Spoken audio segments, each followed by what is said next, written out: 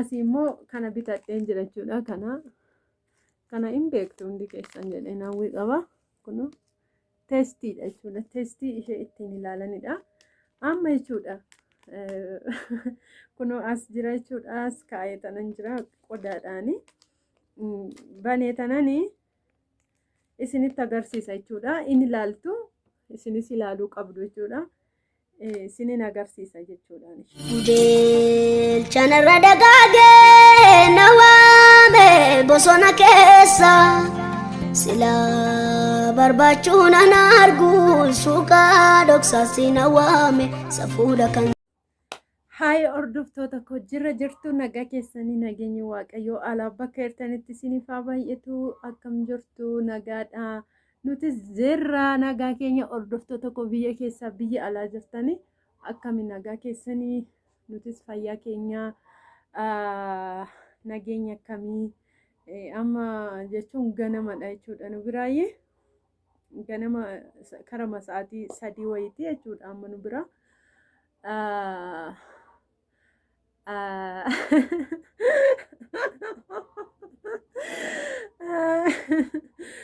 Nu bira amma sa'aatii 3 wayii ta'ee jira jechuudha. Ganamadha jechuudha. Xiqqoo jidduu kana ani katama irras xiqqoo waxaa waan jedhu waayifaan baay'ee na rakkisaa. Ergaan koo kun dafee sin qaqqabuu dhiisuu danda'a.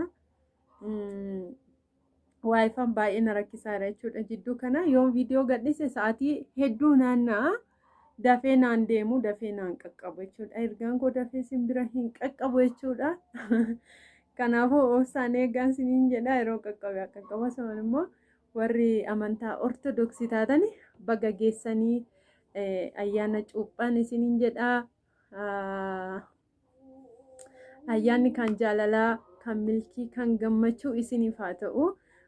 Hordoftoota amantaa ortodoksii jechuudha. Baga ittiin sin ga'e warri hordoftoota koo taatanis warri hin taanes warri biyya keessa jirtanis warri biyya keessa hin jirres warri amantaa ortodoksii taatanii baga geessanii baga gammaddanii ayyaanni kan milkii kan gammachuu kan itti waan yaaddan argattan kan itti milkooftan isiniif haa ta'uun isiniin jedha. Waan gaariin isiniif hawwa jechuudha. Hordoftoota koo hunda keessan baay'een isin jaalladha, baay'een isin kabaja. Galatoomaan isiniin jedha. Warroonni baay'een keessan chaayinala kanaaf immoo asumaan haaraa taatan immoo subscribe godhaan isiniin jedha. Warroonni kaan immoo like share naa godhaa na jajjabeessaan isiniin jedha. Galatoomaan isiniin jedha. Har'a maalinni waan isinitti himu dhufe surprise isin godha eenyu. Surprise isin godha jedhee tanan dhufe jechuudha. Baay'ee gammadeen jira har'a jechuudha. Baay'ee natti toleera. Andaanqoon ala keessa xiqqoo inni taa'aa jirti hin beeku. Maal akka isheen argite adurree argite ta'e hin beeku. Xiqqoo sagalee gochaa jirti jechuudha. Obsaa hoo sagaleen ishii seenes jechuudha. Innaa hordoftoota kiyyaa har'a warri na jaallattanis warri na jaallannes yoo jiraattan jechuudha. Baay'ee naaf gammaddu jedhee tanan hawwii qaba jechuudha. Baay'ee gammadee tanan jira har'a baay'ee dasneedhee jira natti tolee jira jechuudha.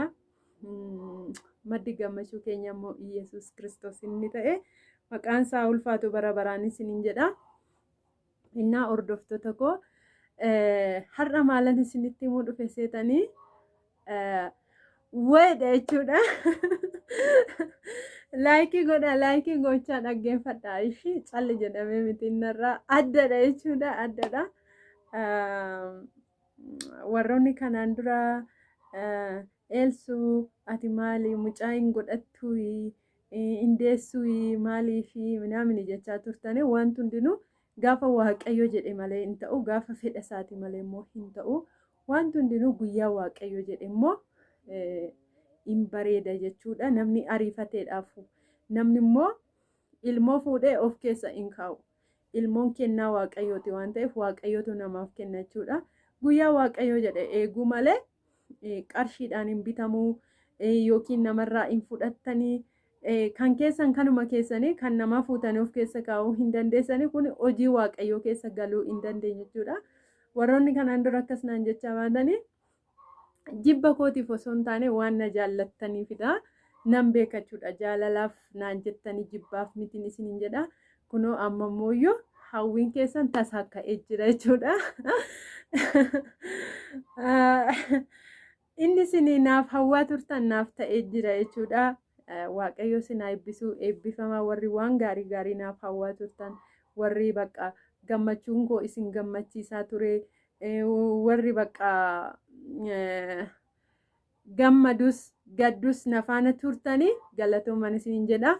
Akkuma immoo waan hundinuu jalqabni bareede immoo dhumni isaa immoo akka bareedu tsalooti keessaniin na yaadadhaa naaf kadhadhaan isiniin jedha. Akka amantii keessanitti hordoftoota koo har'a maalidha?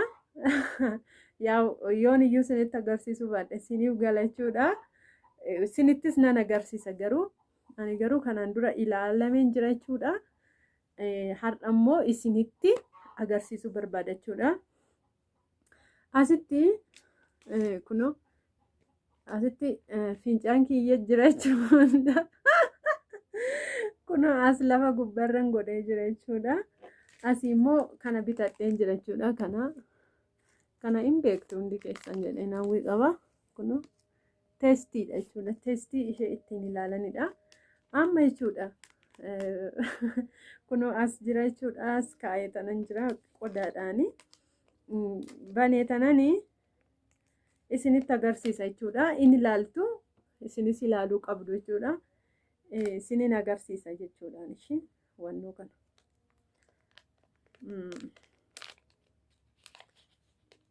Kun akkuma argitanii wannootu jira asii. Kunoo ishee kana hin beektu hundi keessan. Kana hin beektu hundi keessanii teestiidha jechuudha. Amma isinin agarsiisa yookiin mul'achuu danda'a yookiin mul'achuu dhiisuu danda'a. Garuu isinittan agarsiisa jechuudha. As keessa sekondeedhuma wayitiif daqiiqaa wayitii fi as keessa goona jechuudhaan.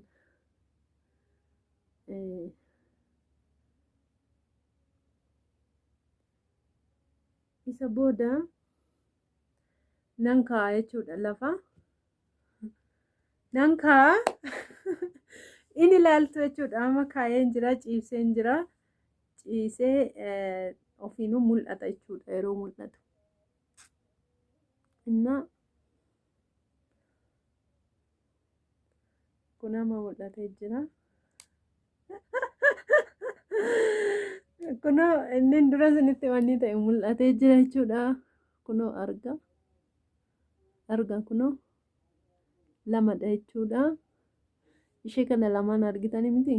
Lamadha. Kanaafuu haadha mucaa ta'uufanidha jechuudha kunoo. Anillee mana yaalaattis ilaalameera garuu isinis immoo ilaalaa jedhee tanan yookiin sobdii yookiin piraankiidha jechuu dandeessu. Yoo ammatti qaamni koomaa jijjiirama hin qabu. Namni baay'een garuu namni asitti ollaatti na beeku garuu hin diimattee naan jedhu malee homaa bakka jijjiirama qaamaa hin qabu jechuudha. Kanaafuu warri yuutuubara kooti immoo beekuu dhiisuu dandeessu. Kanaafuu piraankiidha. Piraankii gochaa jirti malee dhugaa miti jechuu dandeessu. Namni tokko yeroo garaatti baatu jijjiirama qaamaa qaba jechuudha. Ani gaa hin beeku ammatti homaayyuu ofirra hin argine. Isa fuulduraan beeku. Akkanumatti akkanitti fufuuma tsalooti keessanii na yaadadhaan isiniin jedha. Kanaafuu har'a waan bareedduun dhufe isinitti gammada haadha mucaa ta'uufanidhaanis dhugaa waaqa. Garuu yeroo turtanii eegdanii jettanii yeroo immoo wanti kun ta'u nama amansiisu jechuudha. Xiqqoo nama shakkisiisa. Bakka dhugumadhaaf isin jechisiisa jechuudha. Baay'ee isinitti tola, baay'ee isin gammachiisa. Warri akka koo hawwitanii warri akka koo yeroo hedduudhaaf hawwitanii eegaa jirtan waan akkasii immoo Waaqayyo akka ana milkeesse isin isaa milkeessu, akka ani gammade isin isaa gammachiisuun isiniin jedha. Baay'een isin jaalladha. Baay'een wanti hundinuu immoo gaafa Waaqayyo jedhe ta'a. Warri akka koo eegaa jirtanii yeroo hedduudhaaf yeroo dheeraadhaaf amma ergan biyya Arabaa galee waggaa guutuufan jira jechuudha. Garuu immoo Waaqayyo amma na gargaaree jira jechuudha. galanni isaaf haa ta'u. Garuu ana mammattuma qoricha fudhachaan turre garuu fedha waaqayyoo ta'ee egaa hin taane gaafa waaqayyoo guyyaa jedhe immoo hin ta'a. Warri akka koo eegaa jirtu yoo akka koo eegaa jirtu jiraattanii yoo jiraattan jechuudha isiniifis hin ta'a. Waa tokko hin dhiphatinaa hin yaadinaa waan nan fayyaadha. Waaqayyo gaafa barbaade waan barbaade godha. Guyyaa waaqayyoo eegaan isiniin jedha. Baay'een isin jaalladha. Baay'een isin kabaja hordoftoota koo. Ciao. Bye bye. Like share naaf godhaa.